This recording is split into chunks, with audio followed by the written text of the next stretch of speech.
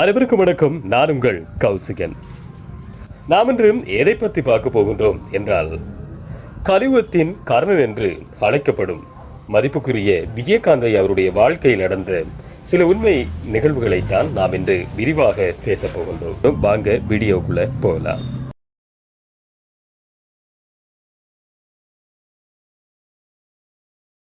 விஜயகாந்த் ஐயா எனக்கு மிகவும் பிடித்த ஒரு மனிதர்.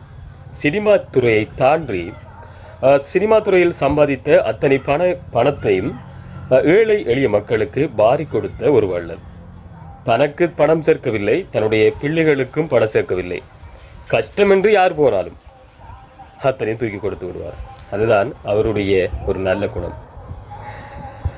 ஆரம்ப காலகட்டத்தில் சினிமா துறையில் அவர் காலடி எடுத்து வைக்கும்போது, சினிமாவில் நாமும் நடிக்க வேண்டும் என்று சினிமாவில் ஒரு வாய்ப்பு கேட்டு திரியும் போது சரியாக உச்சரிப்பு வரவில்லை, தமிழ் உச்சரிப்பு வரவில்லை, உனக்கு சரியாக நடிப்பு வரவில்லை, உன்னுடைய கலரை வைத்து உன்னை வைத்து படம் எடுத்தால் படம் ஓடாது, நீ மிகவும் ஒரு கருப்பாக இருக்கிறாய் என்று நிறைய விமர்சனங்களை தான் ஏற்றுக்கொண்டு இந்த சினிமாவில் எவ்வாறாவது நாம் ஜெயித்தாக வேண்டும் என்ற ஒரு மன உறுதியோடு சினிமாவில் ஒவ்வொரு சினிமா கம்பெனியாக ஏறி இறங்கினார் விஜயகாந்த் ஐயா.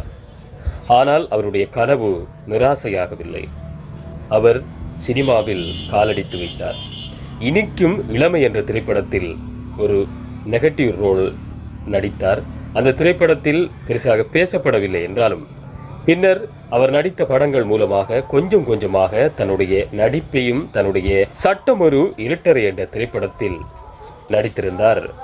அந்த திரைப்படத்தில் தன்னுடைய சிறப்பான ஒரு நடிப்பு, அதேபோல் கண்கள் சிவக்க, அதிலிருந்து வெளிப்படும் அந்த வார்த்தைகள், தன்னுடைய முகபாவனை அத்தனையும் ஒரு மாறுபட்டதாக, தமிழ் சினிமாவுக்கு ஒரு மாறுபட்டதாகவே இருந்தது. அதிலிருந்து தனக்கு ஒரு ரசிகர் கூட்டமே ஆரம்பிக்கப்பட்டது, ரசிகர் மண்டம் ஆரம்பிக்கப்பட்டது. அந்த ரசிகர் மண்டம் ஆரம்பிக்கப்பட்டது என்பதை நிச்சயமாக குறிப்பிட வேண்டும். விஜயகாந்த் ஐயாவின் வளர்ச்சியில் மிகவும் ஒரு முக்கிய பங்காக இருந்தார் விஜயகாந்த் ஐயாவுடைய ஆருயிர் நண்பர் ராவுத்தர் ஐயா அவர்கள். இருவருடைய நட்பு என்பது மிகவும் ஒரு தூய்மையானது. இந்த காலகட்டத்தில் அப்படி ஒரு நட்பு இருக்குமா என்பது ஒரு அபூர்வமான ஒரு விடயம். நட்புக்கு துரியோதனன் கர்ணன் என்று சொல்வார்கள். ஆனால் இந்த காலகட்டத்தில் அப்படி நட்புக்கு இலக்கணம் என்று சொன்னால் விஜயகாந்த் ஐயா ராவுத்தர் ஐயா அவர்கள் என்றுதான் சொல்ல வேண்டும். அந்த அளவுக்கு தாங்கள் ஒரு தூய்மையான நட்பாகவும் ஒரு உயிர் நண்பர்களாக இருந்தார். தமிழ் சினிமாவில் இருந்த ஒன்றை உடைத்து காட்டினார். அதாவது யாருடைய திரைப்படமும், எம்ஜிஆர், சிவாஜி கணேசன், ரஜினி, கமல், யாருடைய திரைப்படமும் 100வது திரைப்படம் சரியாக போவதில்லை. விஜயகாந்த் ஐயாவுடைய 100வது திரைப்படமான கேப்டன் பிரபாகரன் திரைப்படமானது வெற்றியினை ஈட்டி கொடுத்தது. ஆர்.கே. செல்வமணி அவர்கள் இயக்கிய இந்த கேப்டன் பிரபாகரன் திரைப்படமானது மிகவும் ஒரு வெற்றியினை ஈட்டி கொடுத்தது என்றுதான் சொல்ல வேண்டும். அந்த திரைப்படத்தின் பின்னர் தான் கேப்டன் என்று செல்லமாக விஜயகாந்த் ஐயா அவர்கள் அழைக்கப்பட்டார் என்பதும் குறிப்பிடத்தக்க ஒரு விடயம். ஒரு கட்டத்தில் நான் ஒரு முடிவு எடுக்கிறார் விஜயகாந்த் ஐயா, அரசியலுக்குள் நான் வரப்போகிறேன் என்று மாநாடை கோரியிருந்தார். அந்த மாநாட்டில் சுமார் 15,000 மக்கள் கலந்து கொண்டதாக ஒரு குறிப்பு கூறப்படுகிறது. ஏனென்றால் அவர் சினிமாவில் சம்பாதித்த அத்தனையும் ஏழை எளிய மக்களுக்கே கொடுத்திருந்தார், அதாவது எந்த ஒரு விளம்பரமும் இல்லாமல். அதனாலவே அவருடைய உதவியை பெற்ற அத்தனை பேரும் அலையலையாக திரண்டிருந்தார்கள். இங்கே ஒரு கேள்வி ஒன்று எழுப்பப்படுகிறது. சம்பாதித்த அத்தனை பணத்தையும் ஏழை எளிய மக்களுக்கு கொடுத்த ஒரு வள்ளல் ஏன் அரசியலில் வெற்றி பெற முடியவில்லை என்று காரணங்கள் முன்வைக்கப்படுகின்றது. ஒன்று, ஆரம்பத்தில் மாநாடு கூடிய போது நாங்கள் யாரிடமும் கூட்டணி வைக்க மாட்டோம், மக்களிடமும் இறைவனிடம்தான் கூட்டணி என்று தெரிவித்திருந்தார் விஜயகாந்த் ஐயா. பின்னர் எதிர்க்கட்சி தலைவராகவும் பதவி வைத்திருந்தார். பின்னர் போக போக அவருடைய கட்சியின் வாக்கு எண்ணிக்கையானது சரிய தோங்கியது. அதன் பின்னர் கூட்டணி வைத்தார். பின்னர் அவருடைய கட்சியானது முற்றுமுழுதாக தன்னுடைய வாக்கு மூலமானது சரிவை சந்தித்தது. அதன் பின்னர் விஜயகாந்த் ஐயாவுடைய உடல்நிலையும் மிக மோசமான நிலையில் காணப்பட்டது. அதற்கு பல காரணங்கள் கூறப்படுகின்றது.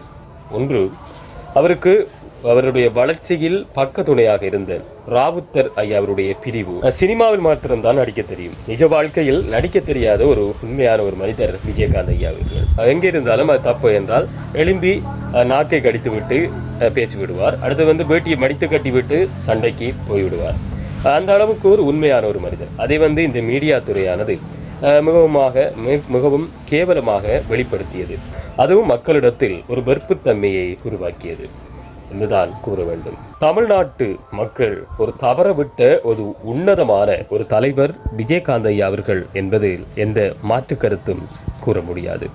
அப்படிப்பட்ட ஒரு உண்மையான ஒரு தலைவன். அவர் இறந்தபோது மக்கள் வெள்ளம் எந்த அளவுக்கு வந்தது என்றால் அது சொல்ல முடியாது. அப்படி இருந்தது அவருடைய இறுதி அந்த ஊர்வலத்தில்.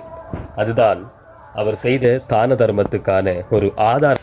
அவர் செய்த தான தர்மம் என்றும் அவருடைய பிள்ளைகளை தலை காக்கும். அதேபோல் அவருடைய இந்த செயல் காலமுள்ளவரை அவருடைய புகழானது நிலைத்து கொண்டே இருக்கும். இப்படிப்பட்ட ஒரு நல்ல மனிதர்களை இந்த மக்கள் புறக்கணிப்பதால் தான் சில மனிதர்கள் நாம் எவ்வளவுதான் நல்லது செய்தாலும் நம்மை என்ன அவர்கள் செய்திடப் போறார்கள் என்றுதான் நினைக்கின்றார்கள். இன்று நிறைய நபர்கள். நல்லவர்களை ஆதரிப்போம், அதுவே இன்னும் ஒரு நல்லவரை உருவாக்குவதற்கு வழிவகுக்கும் என்று கூறி உங்களிடம் விடைபெறுகிறேன். என்றும் உங்கள் கௌசிகன்.